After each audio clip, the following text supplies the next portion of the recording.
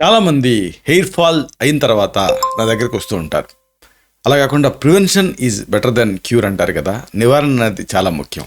అంటే జుట్టుని సంరక్షించుకునేటువంటి పద్ధతులు ఏమిటి అనేది ప్రతి వాళ్ళకి తెలిసి ఉండాలి. వీటిని ఈ వీడియోలో మనం తెలుసుకుందాం.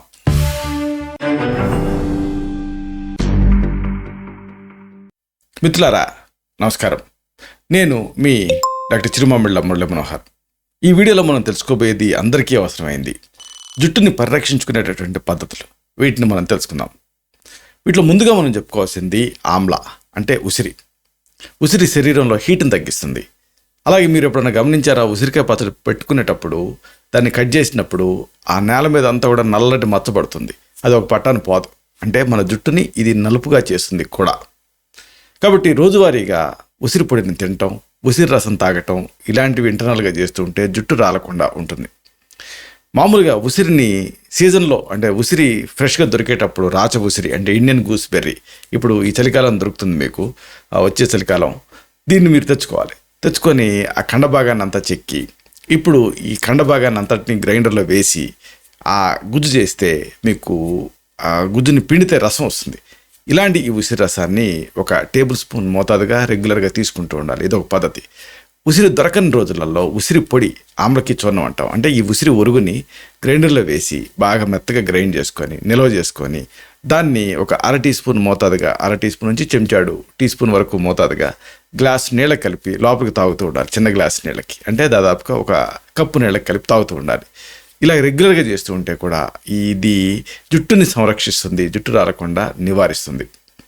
అలాగే ఇక ఈ జుట్టు కుదుళ్ళకి ఫ్రెష్ బ్లడ్ అందటం అనేది చాలా ముఖ్యం. దీనికి ప్రాణాయామం ప్రక్రియలు బాగా పనిచేస్తాయి.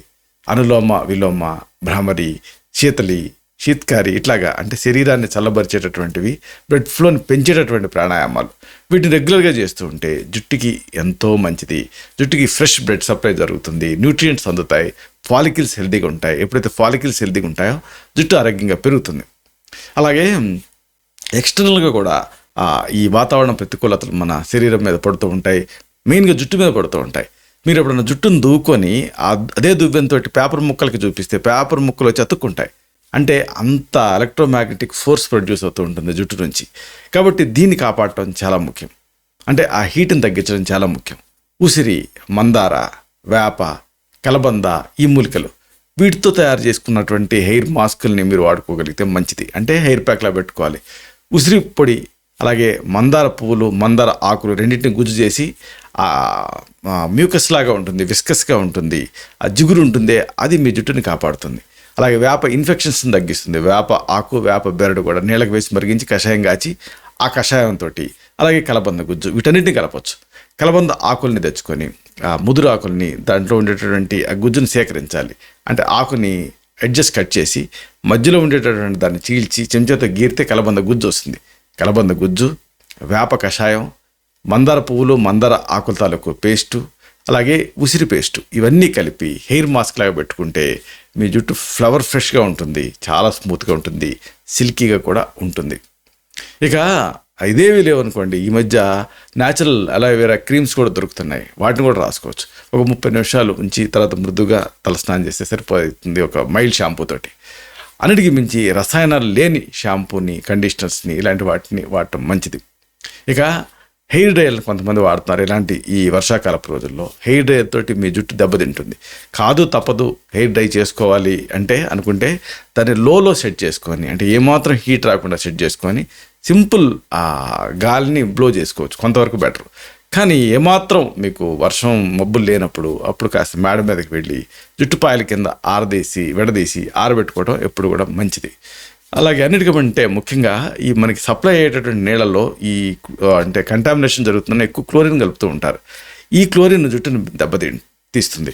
అందుకని మీరు ఏం చేయాలంటే, ఈ ఒకవేళ ట్యాప్ ద్వారా మున్సిపల్ వాటర్ ఇలాంటివి వస్తూ ఉంటే పెద్ద గంగాళంలో పట్టి ఉంచి నీళ్ళని ఒక 2 రోజులు అట్లా నిల్వ ఉంచాలి. అప్పుడు ఆ క్లోరిన్ అంతా ఎవాపరేట్ అయిపోతుంది. అలాంటి నీళ్ళతోటి తలస్నానం చేయాలి. ఇక బయట ఎండ లేదనుకుంటూ ఉంటారు, కానీ యూవీ రేస్ ఉంటాయి.